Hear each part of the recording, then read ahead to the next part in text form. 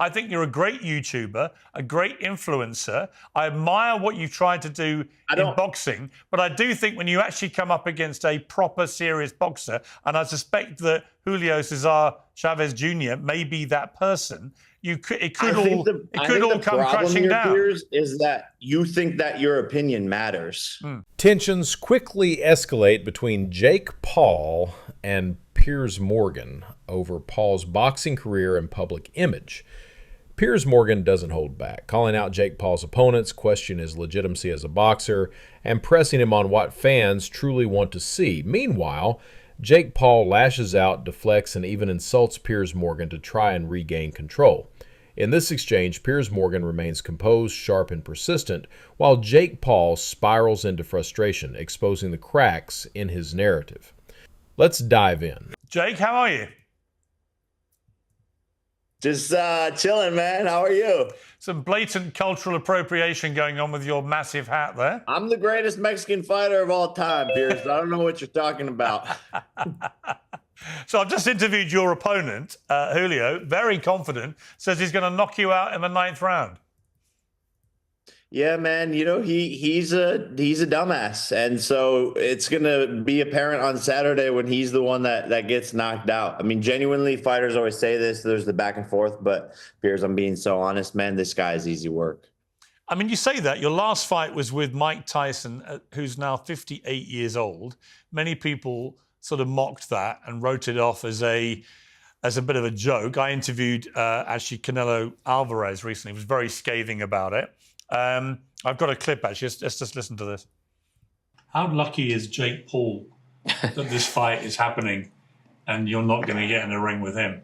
He's very lucky. I can't even think what would happen to that guy if he got in the ring with you. Yeah, it's hard I mean, you probably could have killed him. Could be. I mean, you're probably not even joking, right? I mean, no, I'm not joking. When I'm stepping the ring, I'm not joking. No. Do you like those sort of fights? I mean, when you see Mike Tyson get back in the ring at my age? No, I hate that. Seeing him doing that kind of stuff, I feel sad as a fighter. This guy, Jake Paul, no disrespect against him. I ain't got nothing against him, but can walk around today for the rest of his life to say, I beat Iron Mike Tyson. Yeah. And it's on my record. That's just heartbreaking. It's sickening, actually. Yeah. So, Jake, not a lot of love in the room for your Tyson fight. You guys got all your panties in a wad. Also butthurt. You guys should go see a therapist, all three of you. Did you think it was really an edifying spectacle? I mean, I love Mike Tyson. He was one of the best I've ever seen. Entertainment, man. If Mike Tyson wants to fight you, of course you're going to say yes. He walked away with tens of millions of dollars to support his family for the rest of their lives. And we've made the biggest fight in history. So 128 million people would disagree with you that it wasn't something amazing. I mean, Canelo Alvarez there says that he would potentially kill you if you got in the ring with him. He's a 5'8" little peon. If we were in the streets, I would grab that little ginger and smack him upside the head and make him forget who the fuck he was. People don't realize I'm a real killer. I really fucking do this shit.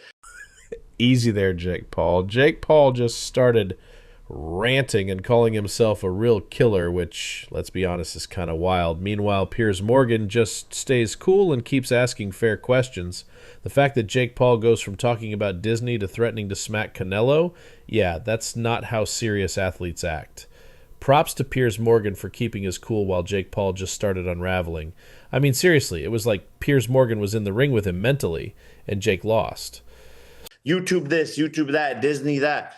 This shit is not a joke. I'm knocking out the best of the best, beating all of these people time in and time again. And it's about time that you old heads and all these fucking boxers who think they know about the sport put some respect on my name. Yeah, but you're not going to get... Look, you're going to make a ton of money. Listen, I think as a businessman, you are brilliant, right? I give you full credit for that. When you took on Mike Tyson as a business enterprise, there's no argument. You absolutely crushed the numbers, crushed the money and everything else. But the idea that you can say, on the one hand, I'm a killer. I get in the ring with the best people. And you get in the ring with a guy who's 50, he's literally nearly as old as me. I'm not talking about Mike Tyson. I'm talking about Anderson Silva, Tyrone Woodley, champions in their sport, Golden Gloves champions, Ryan Borland, Andre August, undefeated fighters. The list goes but what on great and on. boxer have you been in the ring with? Former world champion on Saturday, Julio Cesar Chavez Jr., son of the greatest Mexican fighter of all time, besides me, of course. Like, I don't know what you guys want to see. I tried to fight Canelo. He ducked out of it. You asked him about that. You said he's going to kill me. So what do you want, Piers? You're laughing when you say, oh, Jake is going to fight Canelo. I think you would kill him. But then you're like, oh, you're not fighting this guy. You're the problem here with this whole situation and criticism of my career. I'm trying to fight the best people, and that's why Chavez is here on Saturday. I want Canelo. I want Anthony Joshua. I want all these people. It's been 5 years in this sport.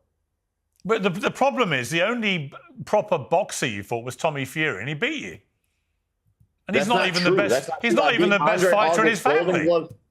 Golden Gloves champion Andre August, Brian Borland as well. Anderson Silva was an undefeated boxer. I mean, you can sit there and make up shit, but you actually don't know your facts. I fought multiple boxers with professional records, and including Mike Tyson himself, who I think is going to be a harder fight than Chavez. Yeah, but Tyson, peak Tyson, you wouldn't have lasted 10 seconds. That's what you think. That's what you think. No, I know that. You know that too. No, you don't. No, you don't. You don't actually know that. You can't sit there and you think you'd that have beaten fact. Pete Mike Tyson?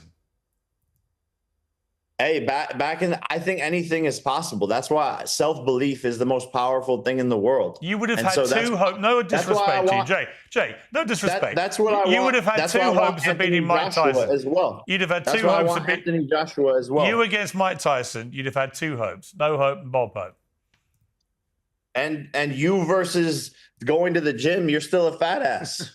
Actually, what do you want to I've been in the gym the last 2 days. What do you I'm in want to quite talk good about? nick. Like, we can make up hypotheticals. You should go to the gym. If you went to the gym, I've been twice this week.